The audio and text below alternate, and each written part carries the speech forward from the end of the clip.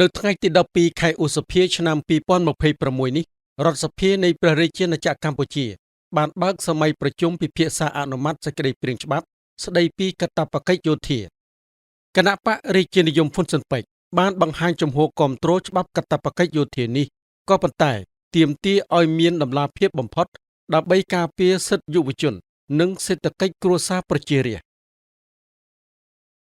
តំណាងរាស្ត្រមកពីគណៈបកហ៊ុនស៊ិនប៉ិចបានបង្ហាញពីក្តីបារម្ភជាមួយនឹងជំហរយ៉ាងច្បាស់លាស់លើសេចក្តីព្រាងច្បាប់កាតព្វកិច្ចយោធាថាក្នុងបរិបទដែលបូរណភាពទឹកដីកំពុងប្រឈមនឹងការរំលោភបំពានការពង្រឹងកាតព្វកិច្ចយោធាគឺជាការកសាងរបងមនុស្សដ៏ចាំបាច់បំផុតដើម្បីការពារជាតិ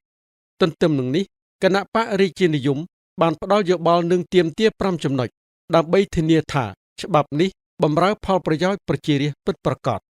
ទី1ច្បាប់តែមួយស្តង់ដារតែមួយលុបបំបាត់វប្បធម៌រើសអើងហ៊ុនស៊ិនប៉ិចទាមទារឲ្យមានតម្លាភាពបំផុតក្នុងការជ្រើសរើសដោយត្រូវលុបបំបាត់ឲ្យដាច់ស្រឡះនៅទម្លាប់កូនអ្នកមានកូនអ្នកធំគេចវេះកូនអ្នកក្រចូលទ័ពការការពារជាតិត្រូវតែជាកាតព្វកិច្ចកិត្តិយសរបស់ពលរដ្ឋគ្រប់រូបស្មើៗគ្នាដោយគ្មានការសូកប៉ាន់ឬខ្សែស្រឡាយទី2សេចក្តីថ្លៃថ្នូរនិងសុខុមាលភាពយោធិនរាជរដ្ឋាភិបាលត្រូវធានាឲ្យបាននូវកម្រិតជីវភាពសមរម្យនៅក្នុងបន្ទាយទាំងរបបអាហារនិងសេវាព្យាបាលការហ្វឹកហ្វឺនត្រូវធ្វើឡើងតាមលក្ខណៈវិជ្ជាជីវៈនិងសីលធម៌ខ្ពស់បំផុតដោយជៀសវាងរាល់ទម្រង់ហិង្សាក្រៅច្បាប់លើរាងកាយយុវជនដែលជាសសរទ្រូងជាតិ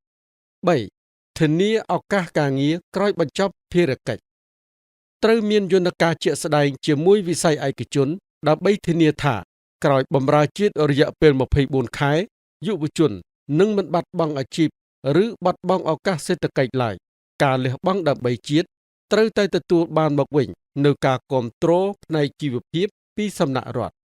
4បង្ការការរំលោភអំណាចនិងការគៀបសង្កត់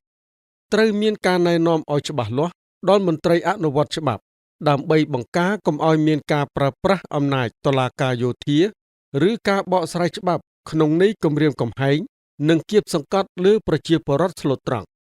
5គិតគូរពីបង្គោលសេដ្ឋកិច្ចនៃគ្រួសារហ៊ុនស៊ិនប៉ិចបង្ហាញក្តីបារម្ភយ៉ាងខ្លាំងចំពោះការកំណត់អាយុយោធិនបម្រុងរហូតដល់45ឆ្នាំរដ្ឋត្រូវតែមានយន្តការលើកលែងឬសំណងសមរម្យចំពោះបុគ្គលដែលជាមេគ្រួសារឬជាអ្នករ៉ាប់រងសេដ្ឋកិច្ចតែម្នាក់គត់ដើម្បីកុំឲ្យការការពារជាតិคล้ายជាបន្ទុក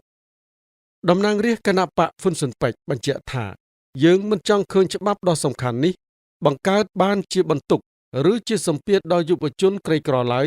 ក៏ប៉ុន្តែវាត្រូវតែជានិមិត្តរូបនៃកិត្តិយសដ៏ឧត្តមឧត្តមនិងសមធម៌សម្រាប់ប្រជាពលរដ្ឋខ្មែរគ្រប់រូបក្នុងបុព្វហេតុការពារជាតិសាសនាព្រះមហាក្សត្រ